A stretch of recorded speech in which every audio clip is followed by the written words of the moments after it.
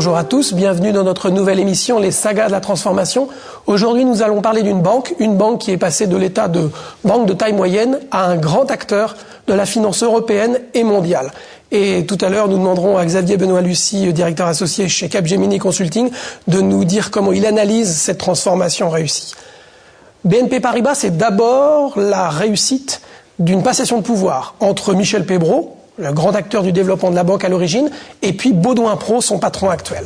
C'est aussi 3 étapes majeures. Première étape en 97, lorsque la banque prend le cap du multicanal, mariage des services à la clientèle et des nouvelles technologies, sous l'impulsion de Baudouin Pro.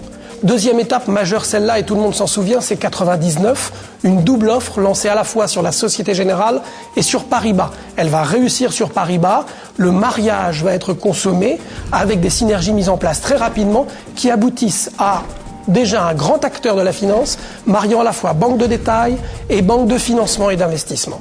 Il manquait à cette aventure le maillon européen. Il intervient en 2006 quand BNP Paribas lance une offre sur la banque italienne BNL, toujours à l'initiative de Baudouin Pro. Dans un temps record, il prend la décision avec ses équipes en seulement 6 jours. Alors Xavier Benoît-Lucie, on a retracé le parcours de BNP Paribas. Comment vous l'analysez ? C'est vrai, il faut bien mesurer l'ampleur de cette transformation. C'est une entreprise qui a doublé de taille, plus que doublé de taille, en moins de 10 ans. Alors, l'image qui me vient spontanément à l'esprit est une image sportive où en fait cette entreprise est passée d'un statut de champion déjà très honorable au niveau national à celui de prétendant olympique dans une multitude de disciplines. Et au début, ce qui me paraît très important, c'est qu'ils sont appuyés sur des constituants très solides, donc déjà un excellent squelette, c'est le système de gestion des risques et de maîtrise des coûts, et un système nerveux agile, le système d'information, qui leur a permis d'aborder de manière assez souple les différentes étapes de leur développement.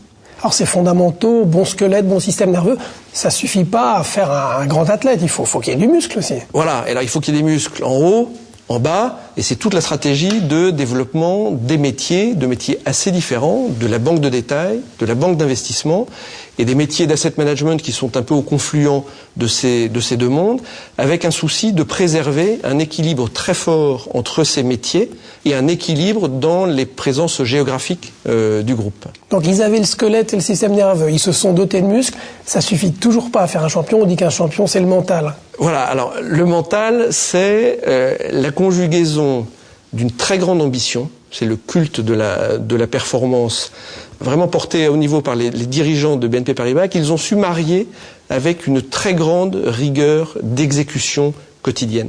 C'est une entreprise qui sait se mettre en déséquilibre quand il le faut, mais qui par ailleurs est dans sa vie quotidienne d'une exigence et d'une ascèse absolument remarquable. Je pense que la somme des deux crée un sentiment de confiance collective dans cette entreprise qui leur permet d'aborder sereinement les nouvelles étapes de leur développement. Xavier Benoît-Lucie, merci beaucoup pour cette image sportive qui illustre à merveille la transformation du groupe BNP Paribas. Merci.